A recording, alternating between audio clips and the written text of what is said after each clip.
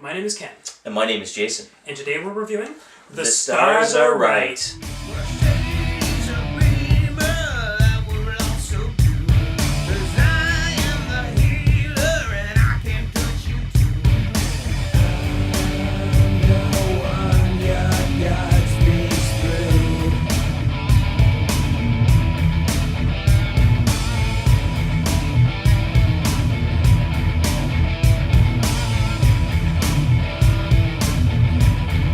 The Stars Are Right was published in English by Steve Jackson Games in about 2009.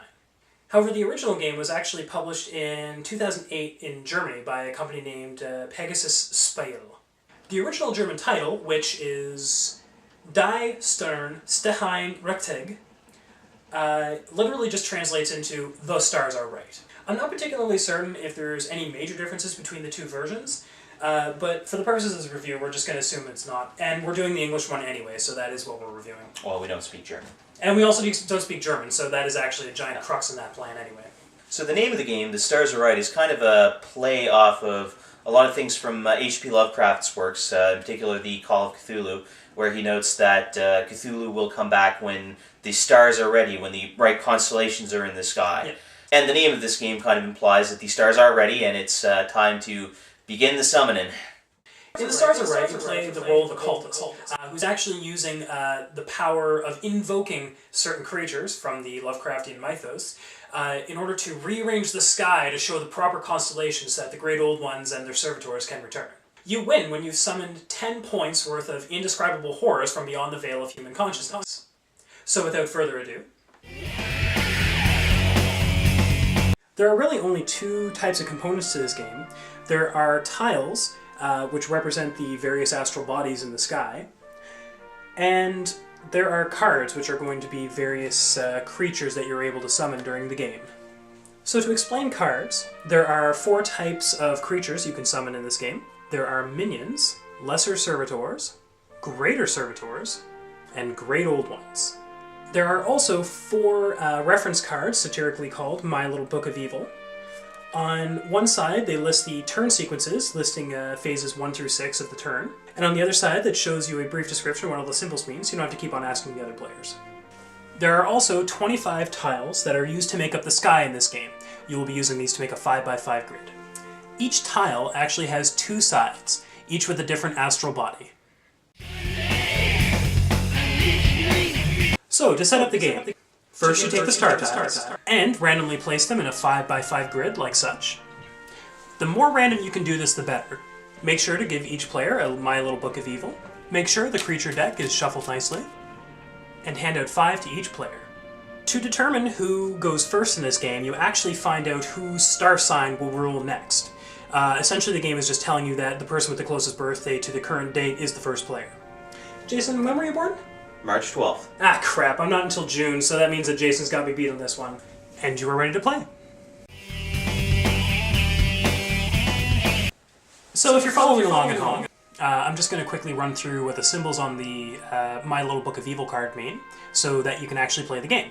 First off, I'm going to explain the sky-changing symbols. Push a row. Push a row literally means take all the tiles on one row of your choice, slide them over all one slot, take the one that pushes out on the end, and put it to the other side. Swap 2 tiles.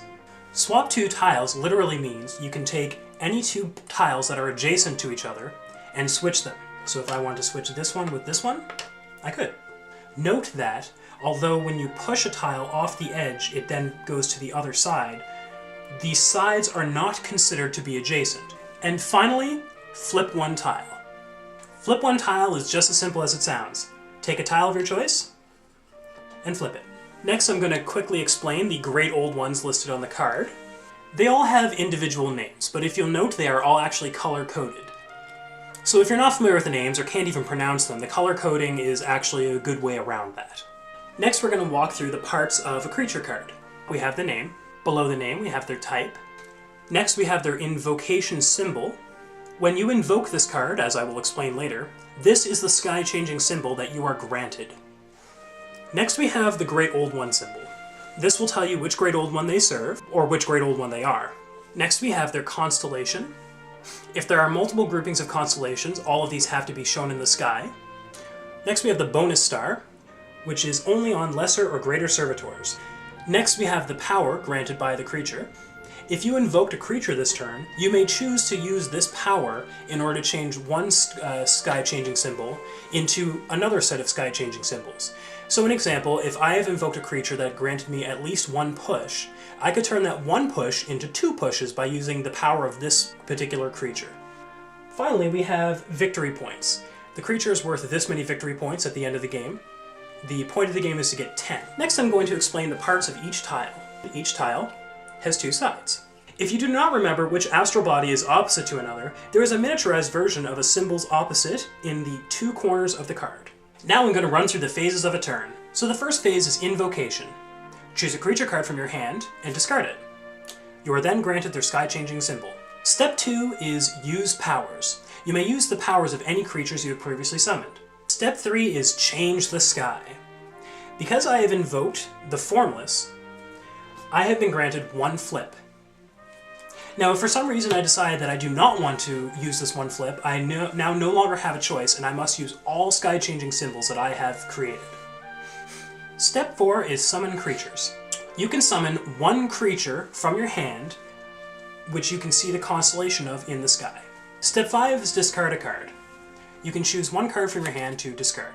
Step 6 is Draw up to your maximum hand size. Next I'm going to explain how to summon Great Old Ones. Summoning a Great Old One isn't really any different than summoning any other creature, however they have the most complicated constellations in the game. Take for example, Great Cthulhu. Note that he has a 2x4 grid. Dagoon, who is a greater servitor of Cthulhu, he grants me a bonus star of a new moon. This new moon then turns the new moon on Great Cthulhu's constellation section here into a wildcard slot, just like these other ones here. You can only actually use a maximum of 3 servitors, bonus stars, in the summoning of a Great Old One. And actually, any lesser servitors that you use in this way are discarded after you summon the Great Old One. When you go to summon a Great Old One, if any other player has a copy of that Great Old One currently summoned in play, you have to ignore up to one of your servitors' bonus stars granted. Therefore, Great Old Ones become harder to summon the more copies there are in play. Currently, I am leading with 3 points to Jason's 2 points. However, we've both managed to summon 2 creatures each. I am choosing to invoke Tindaloo, which gives me 1 swap. I am then going to swap these 2 tiles, like such. I did not use any of my powers this turn. I am then going to summon the ghouls. To summon the ghouls, I need to be able to spot 2 shooting stars, 1 full moon, and 1 new moon. I have now summoned this creature successfully and placed it in front of me. The ghouls allow me to discard 2 cards during my turn instead of 1 during step 5, discard. And I will choose to take advantage of that this turn. I discard 2 cards and draw back up. It is now Jason's turn. Alright, so I choose to invoke Cthulhu, which gives me 3 swap symbols. I then choose to use one of my Formless to turn one of those swap symbols into 2 swap symbols, giving me a total of 4 swap symbols. So first, I swap these 2 tiles.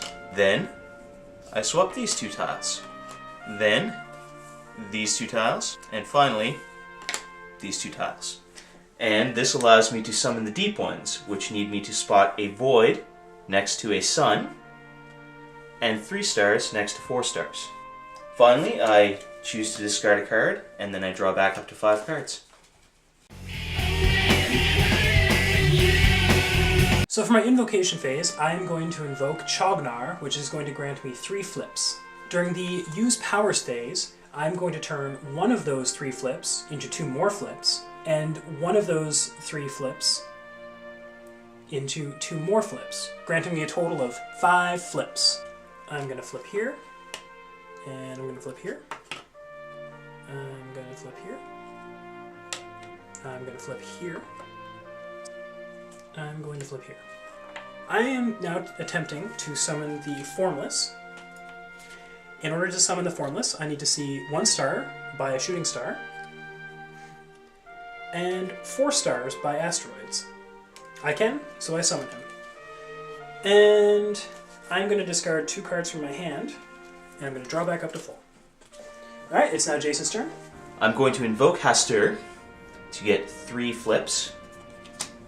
I'm then going to use this Formless to turn one of those flips into a push. So now I have 2 flips and a push. I'm going to convert that push into a swap, and that swap into 2 swaps. Okay, so that means you have a total of 2 flips and 2 swaps. For these swaps, I'm going to do that. I'm also going to flip this tile and flip, say, this tile. Finally, I choose to summon Satso. Oh! I get to ignore the single star and waxing moon symbols because I have those on my lesser servitors. And so I only need to spot the solar eclipse, void, and new moon. So I have to discard my 2 lesser servitors. Then I can choose to discard a card. I'm going to choose to discard the other Hastur I have and draw 3 cards.